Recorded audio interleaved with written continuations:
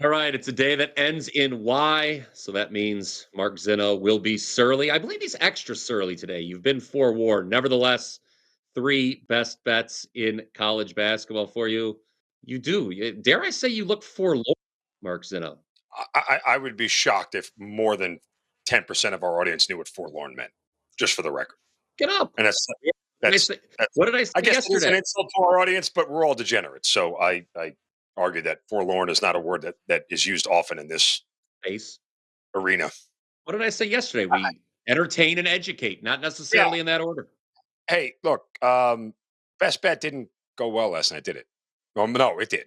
The freaking the Virginia Tech, they sucked.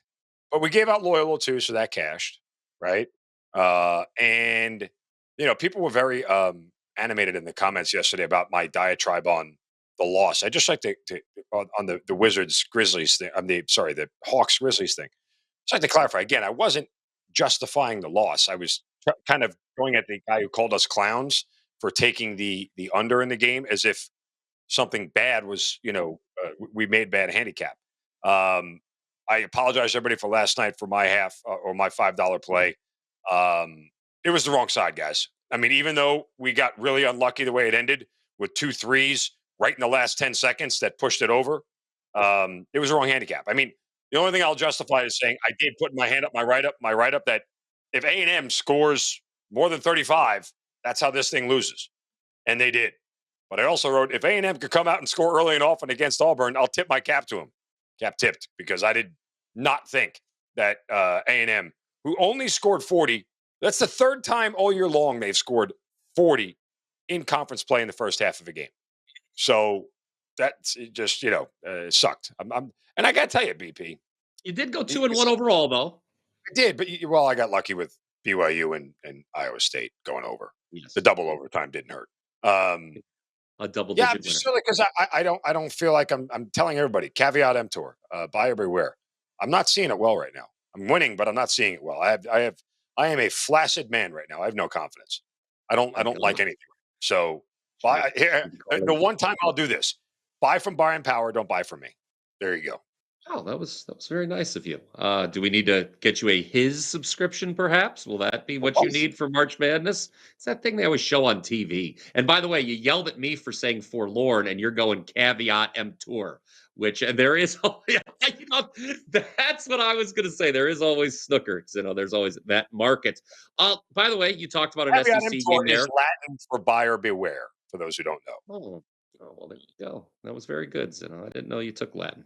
All right. He, the man, the man referenced a SEC game from last night. I, in my half of the double play, will be talking about one of the big SEC games tonight. But first, Mark Zeno, you are taking us to the Big 12 to get this shindig going. Kansas State at Cincinnati. You and I both had the same reaction to the spread, and that reaction is, how the hell can Cincinnati, as improved as they may be laying this number in conference play? Number seems a little heavy, needless to say.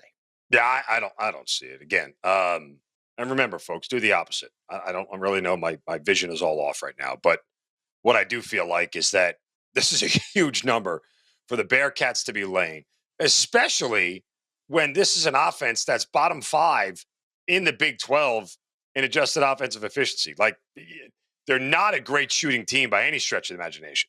And this is also a team that is the worst free throw shooting team in the conference. I get it that K-State, is not a great team either. Believe it or not, Cincinnati, for all of their defensive exploits and the way that they play in conference play this year, Kansas State technically has a better defense than Cincinnati. So you're sitting here in a game that has a 9.5 point spread and a total of 136.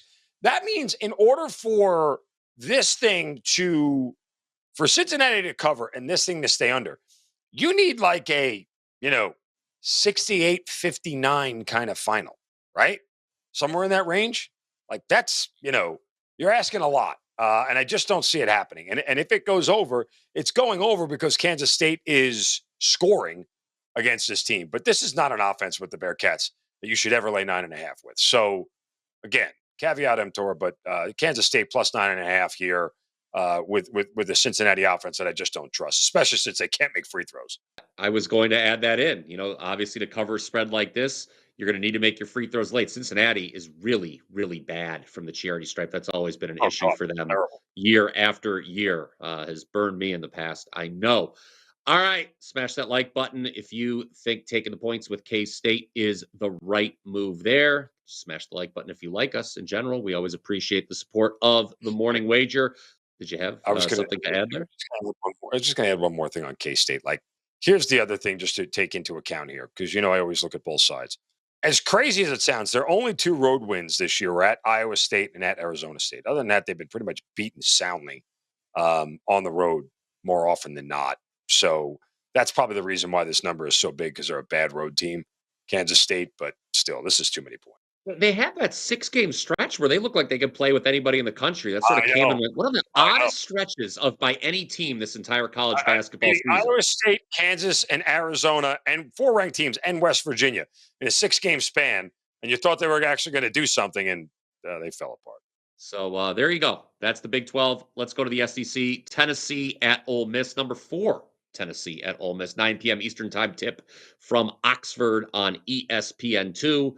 My opinion, Mark Zinno, is that even with a few days off, it's going to be pretty tough for Tennessee to get up after that thrilling win over Alabama on Saturday. Remember, the Vols were down by as many as 9 in the second half in that game. Obviously, they win it on the long 3 at the buzzer. Kudos to them. Very much in the discussion is Rick Barnes' team right now for that 4th number 1 seed in the NCAA tournament. But Ole Miss is no slouch, guys. Rebels, they might be unranked. Right now, they've been in and out of the top 25 all year. Generally pretty good at home. 12-3 straight up record. They did knock off Oklahoma on Saturday, 87-84. That was yet another game in the SEC decided on a last-second 3. And when I break this matchup down, you see that, look, the SEC, we know it is historically deep this year, right? Seeding still up for grabs in that event. On Saturday, in their regular season, after this game, Ole Miss closes out the regular season at Florida. They're probably not winning that game. So they need this desperately. If they lose out, the Rebels run the risk of dropping to the point mark where they might have to play a first round game in this tournament. They don't want to do that. Having to win, 4 times in 4 days? That's not going to happen. So they want to get at least a bye out of the first round. Again, we referenced Auburn A&M last night at the outset. This game, to me, kind of similar. I know it's scary to fade a top 5 team when the number is short, but like like A&M last night, I think it's a circle the wagons type effort for the home team, Ole Miss. 4 of Tennessee's 5 losses this year, guys, have been on the road. Their last road game, a win at LSU, but they only scored 65. Offense generally concerned with the Vols. We all know that. I will take Ole Miss plus the points tonight. So there you go. Ole Miss to go along with Kansas State. Couple underdogs for today's double play. Comment down below with your thoughts. By the way, shout out to Old Dead Better and Better Off Dead. Commenter from yesterday. The new viewer to the show. He had some very complimentary things. We appreciate you guys jumping in and watching. Yes. I think it was Off Dead Better. Better as in like Bettor. Oh. Yeah. Or Better Off Dead. Off Dead Better. Something like that. Well, we would like to thank him for being alive and watching the program. We appreciate that support. He says we make him laugh. We make everybody laugh. We do. That's the point of the show. Brighten up people's day. Oh, yeah. I'm feeling so much more bright now than I was before. I don't know what your problem is. It's a very good question. It is actually a legitimately very good question. I went 2-1 yesterday. I'm not feeling it. Doesn't feel good. It's like riding on a bicycle with no seat. You were very ornery. I was telling you to put the BYU Iowa State game on. You said I don't care. That is the level of disdain Mark Zinno had after getting screwed on that $5 best bet, guys. All you clients should know this man wears his heart on his sleeve, and it's it's a very tight sleeve. The man is very well put together, as the press says. And I'm not happy about it. I just because I was here's the process. I had Georgia Tech, which was one of the other 2 plays I gave out. Georgia Tech and BYU ISU over. Last night, we get lucky with the BYU thing going overtime, but I'll take it. But Georgia Tech was a spot-on read. And on Monday evening, you and I were on the phone, and I had Georgia Tech. I had it all ready to go. And I'm at this spot right now where it's like after the February that I had, I'm waiting for the regression monster to jump on me like a fat woman sitting on me. Like it's just going to come crashing down on me, and I'm before. so Pat would say it happened. Anyway, I thought we weren't going to talk about that, but nonetheless, I'm so like I'm in my head so much. I'm overthinking it. Georgia Tech was the right play. Should have been my $5 play. It was an easy, no sweat winner, and I don't know why I choked on it. I just say I went with something else. That's where my head is right now. So again, it's I'm not I gotta figure out what the mojo looks like. I gotta get a couple of a good plays. So what does Brian Power tell us to do? Brian Power says, well, maybe see, I mean, I'm still up there. It's kind of pressure filled. Brian Power will tell you, well, maybe just put out one play. Just get your plays down. Only put out one play a day and just get one win. Trying to be helpful. Brian Power tells me, if Brian Power gives you good advice, you should take it. Let's talk like that. By the way, was it Bill Sandoval in the comment section yesterday said BP doesn't sound like that. And I appreciated that because I don't sound like that, quite frankly. Somebody called my nerd voice the Simpsons nerd voice, which I kind of appreciated. Yes. You know what? I've thought that before. I think I've said that to you before off air that it sounds like the Simpsons nerd voice. Let me tell you something what you guys can all do right now. Yes. Special offer going on at WagerTalk.com. Don't buy mine. Well, we'll get to you can buy both of them, quite frankly. But right now, you can unlock 10 days of flex picks for the price of 7. If you're not familiar with flex picks, guys, you get to choose your favorite handicapper for each day of the week, access all of their daily selections. Great flexibility. I am running well right now. There is no doubt about it. If I may, sir, I know that you will. I'll do it for you. I'll do it for you because it's better. Brian Power's hot. Go buy his picks. End the conversation. Done. WT.buzz/BP. It's finished. Move on. I'd like to put some numbers. I'm very proud of what I'm doing right now. How about a 29-9 all sports run? Would you like a cookie? Would you like a cookie? I would. Is that what you want? Yes, thank you very much. See, that's what happens when you self-promote, okay? I told you. I told everybody that you won the last 4 days. He's still doing it. It's unreal. Like you can't help college hoops run. You're like a freaking woman, okay? You just can't help yourself. End it. Move on. I'm very proud of myself. No, it's telling you not to be proud of yourself. You can be proud of yourself, okay? I'm proud of you too. I did all the promoting for you that needs to be done. You don't need to keep beating the drum. We get the point. You're hot. You're worth buying picks from right now. Do it, WT.buzz/BP, and then just shut up. I'm done betting Texas, by the way, even though they came through with me last night. That blowing a 4-point lead in the last 12 seconds of regulation and going to overtime for the second week in a row, that team, I had to walk away. You called me yesterday, as overtime was starting, and I said, I cannot speak to you right now. I'm very upset. And my head is now covered with cartoon poop. Yeah, well, it was because you have to hear the trepidation in his voice, and you can actually feel the anxiety through the phone when BP gets in those moods. It literally, like my phone starts rattling just from anxiety from Brian Power. I can't do this. I can't do this. I gotta go. I gotta go. I'll call you back afterwards. It's the only way to get you off the phone sometimes. You made me feel relaxed for a moment. And I was pissed. Let us get to our show best bet. There's that. There you go. At that smiling face right there. I've aged a lot in the last 2 years. Anyway. Well, you've been working with me for the last year, so I've certainly sucked some life out of you. Yeah, I was going to bring that up, but I didn't. I was going to move on to the best bet. Yeah. WT.buzz/MZ, if you dare. WT.buzz/MZ, if you dare. Do you double dog dare me? If you get that movie reference. Let's talk about Clemson. Clemson is a team, Mark Zinno, that is one of 7. Yeah, it is. It's a very small school, too, I believe. But they are one of 7 schools right now that ranks both top 25 in adjusted offensive efficiency and top 25 in adjusted defensive efficiency over at Ken Palm. As you all know, I think we've mentioned it earlier this week. Every single national champion since 2002, except one, 2014 UConn, has been top 25, both adjusted offensive and adjusted defensive efficiency at Ken Palm. So Clemson qualifies, one of 7 teams. They are at Boston College tonight. Boston College, how do we put this technically, Mark? They stink really bad.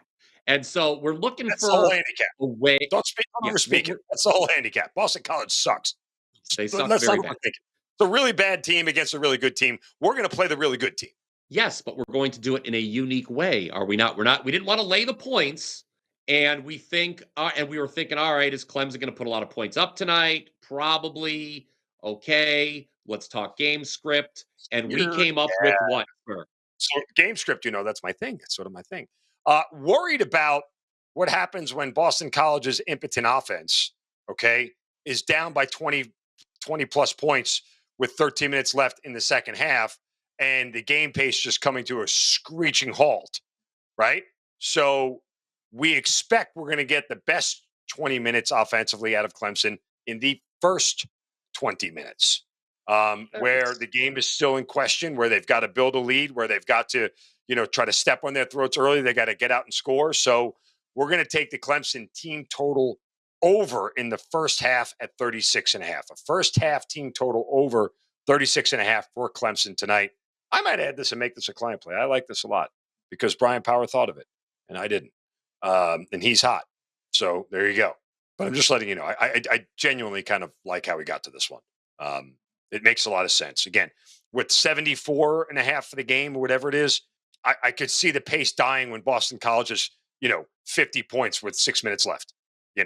What's the reason to believe they're going to keep scoring? So this is a really bad Boston College offense.